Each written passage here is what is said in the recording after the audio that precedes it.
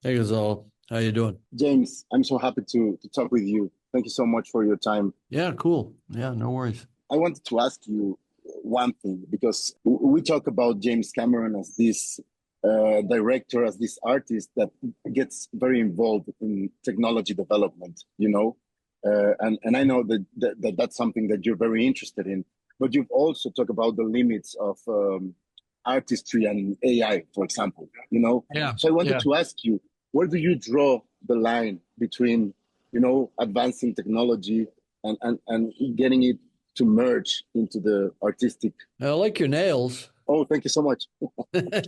Okay, it's pointless to have this conversation unless you feel you have a good grasp of how we actually do the Avatar films. Are you pretty well briefed on the performance capture process? I am very, very brief on the performance capture. Yeah. So So I then, wanted to know exactly where do you can draw those lines? You know right. what? So if you're well briefed, then you know that as a writer director, I come into it from a standpoint of character and narrative, right? So I start with the actors.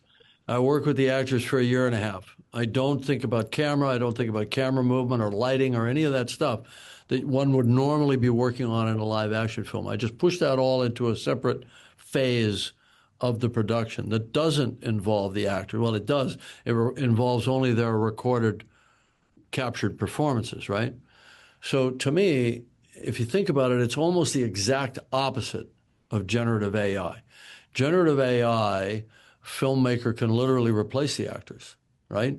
And imagine, which I think is a fallacy, that they can somehow fill in all of that creativity that the actors will bring to the process because they're so brilliant that they can put it all in a text prompt. It's Mm. like, give me a fucking break. Are you kidding me?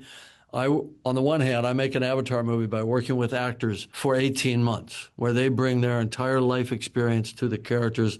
They interpret the script through their particular lens, their particular life experience. Some other filmmaker working with generative AI thinks that they can do a bunch of text prompts and not only be the writer, the director, and all of the characters.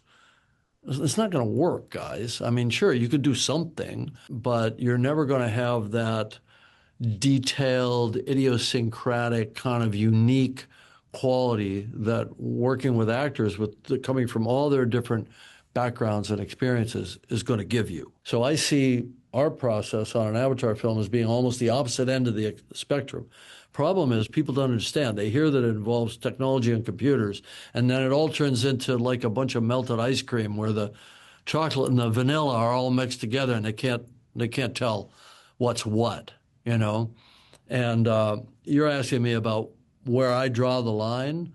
I draw the line at replacing writers, replacing director. You're ultimately, if you're replacing writers and you're replacing actors, you're really replacing most of what a director actually does and leaving only the part where, okay, we're going to do world building. Yeah, look, I do world building in my sleep. I work with the best artists in the world. That's not the challenging part of these films.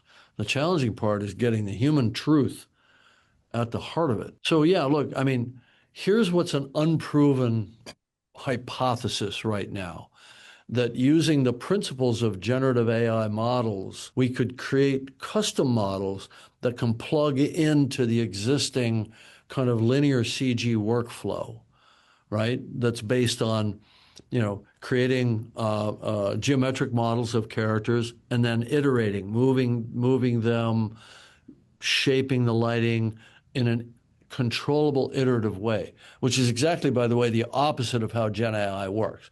Gen AI works by condensing out of a noisy diffusion down to a novel image. And the second you want to change that image, you start over and you condense a new image. Well, as a director, I don't even know how to interact with that. How do I get them to turn it 2 degrees and make it a little bluer? I'm going to get a whole new image, right? Until they can demonstrate that it can be iterated and it can be controlled finitely from version to version to version, I'm not interested. Now, here's where it gets snaky, so follow me on this, all right? We also need to bring costs down and the cost of VFX production. Generative AI models might, and I emphasize might, be a powerful tool to do that. but I don't know. It hasn't been demonstrated to me yet. I actually believe that if that's going to happen, we're going to have to make it happen.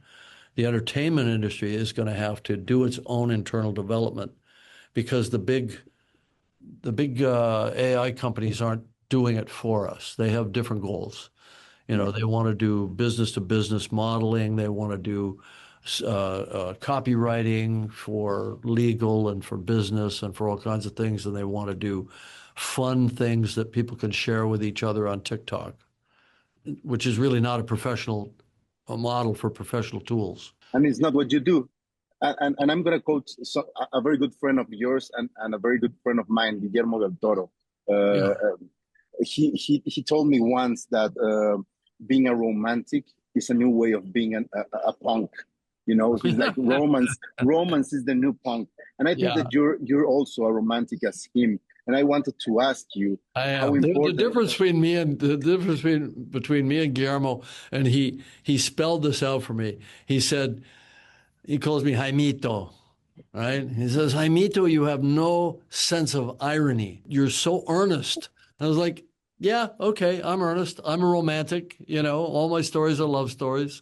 But anyway, what you're talking about is that you bring a sensibility and a lens that's unique to every artist is unique. They have their own quirks and their own ideas.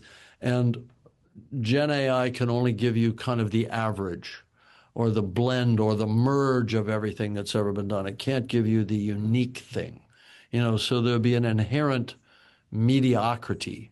It also can't give you the new thing. You can go into Sora and the text prompt can say, give me a bioluminescent forest like in Avatar. Boom, it's right there. Now, try to do that in 2008 before Avatar was released. It ain't going to work, right? So it can only do some merge of everything that's existed before. It can't do something novel, which is what we're supposed to be doing as human artists and innovators. And that's why movie makers as you and Guillermo, for example, are so needed. Thank you so much, James, for your words. It's been such a pleasure talking with you. Great talking to you. Yeah, cool. Thank you. Have a good day. All right, you too.